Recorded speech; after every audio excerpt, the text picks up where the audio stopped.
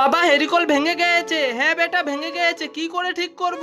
এই দেখ বেটি, তোর জন্য কত গাড়ি এনেছি, এইভাবে লাইট জ্বলবে। দাঁড়া বেটা, আমি লাইট নিয়ে আসছি।